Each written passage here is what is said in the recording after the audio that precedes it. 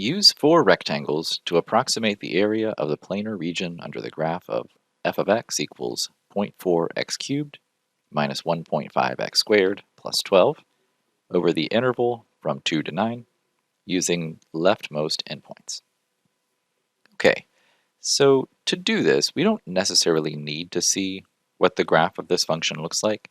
However, I think it's very helpful to be able to see it, so at least getting a sketch on your calculator, copying that to your paper, I think is a great idea to organize your information. So I've created a graph, and I went ahead and marked out where 2 is on the graph, so that's what this lower green vertical line is, and where 9 is on the graph, so that we know the region that we want to find the approximate area underneath. Now, we're going to use 4 separate rectangles, all right, because it tells us to do that in the instructions. So effectively, what I need to do is I need to partition this region into 4 equal parts. So just hypothetically, that might look something like that. And if I draw rectangles in, I have these points here on the graph that are important, and these points here as well. So at each one of these points, that is a height that is important to me. I can figure out exactly where these would be evenly spaced by using the concept of delta x.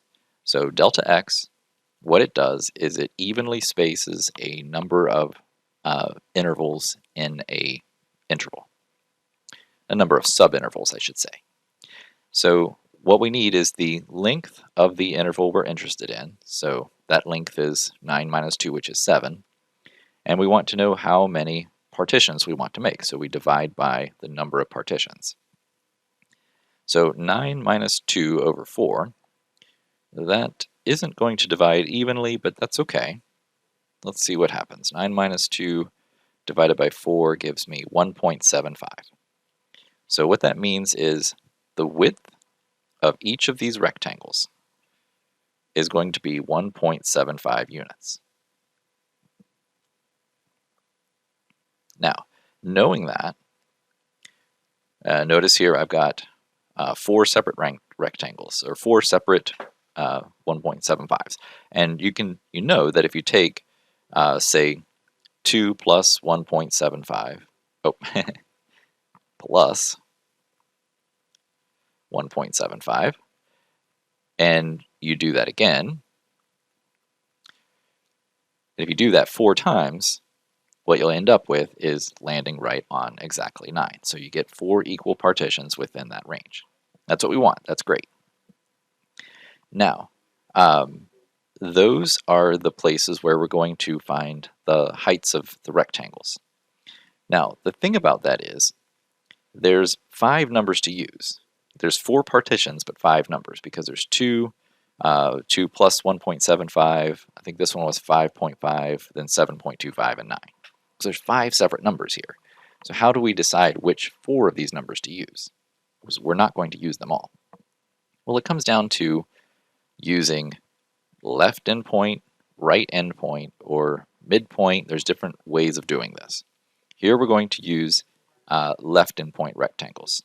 So what I'm going to do is use the leftmost endpoint of the interval to determine the height of each rectangle. So this is one rectangle, this is the next, this is the next, and this is the next. So these 4 rectangles that I compute the areas of will be an under approximation. That's okay. This is only an approximation. And we could certainly do different types of geometric regions and get a better approximation, but that's not what we're trying to do. We just want to see if we can use rectangles to get the approximate area. So how do we do that? Well, the area of each rectangle is just length times width. So we can say height times width if you like, since we're looking at x and y values. So it would be the height of each rectangle.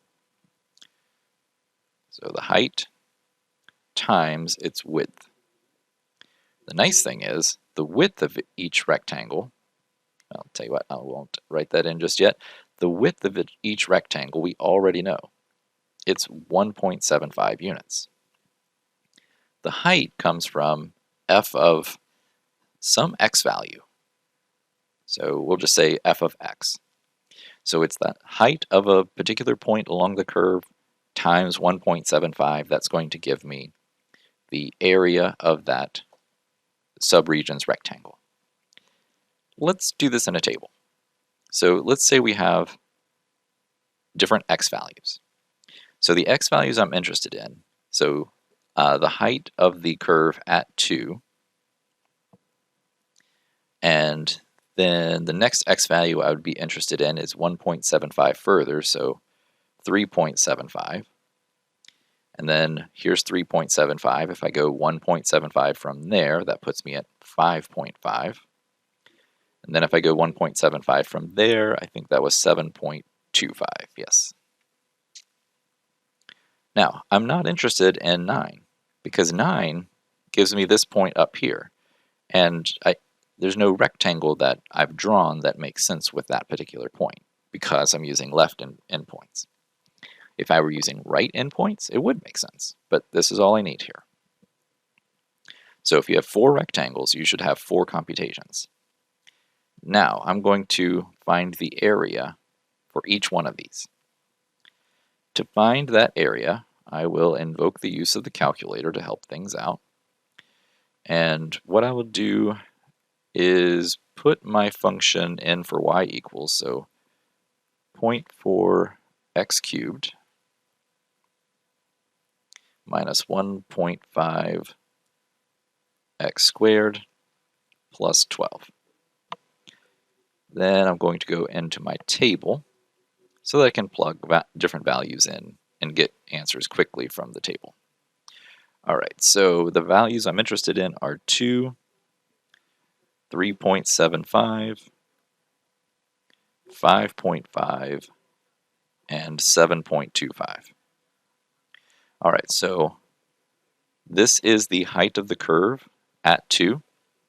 I know you're thinking that 9.2 doesn't look high enough, but the thing is my scale goes all the way up to 200 just because f of 9 is so high. So that's fine. The area of that rectangle is 9.2 times its width, which is 1.75. Then the area of the second rectangle is going to be 12 times its height of its width of 1.75. The height of the next rectangle is 33.175. Then we multiply it by 1.75 to make that an area. And then 85.588. And that's probably rounded off some. Let's see if we can get a better, yes, okay, so if we highlight the number itself, 5875, let's go ahead and make sure we use that number instead, just so there's no rounding error in the end. All right, so then times 1.75. Okay, this would give us the area of each of these. What I need to do then is, I guess I don't really need an extra column here. What I need to do then is add up all of the areas of these subregions. And that will give me the total area of the rectangles, which is the approximate area under the curve. So I'll leave here and we'll just do 9.2 times 1.75 plus 12 times, and actually if you want to save yourself some time, you can say 1.75 times the group of 9.2 plus 12 plus 33.175 plus 85.5875, and that will work great because of the distributive property. The 1.75 would in fact multiply all of these numbers individually and then add, using the order of operations in your favor. So here we get 244.9, it looks like. It doesn't give any rounding hints here, so the default for the site is 3 decimals, so I'll go ahead and just put 3 decimals, so 244.934.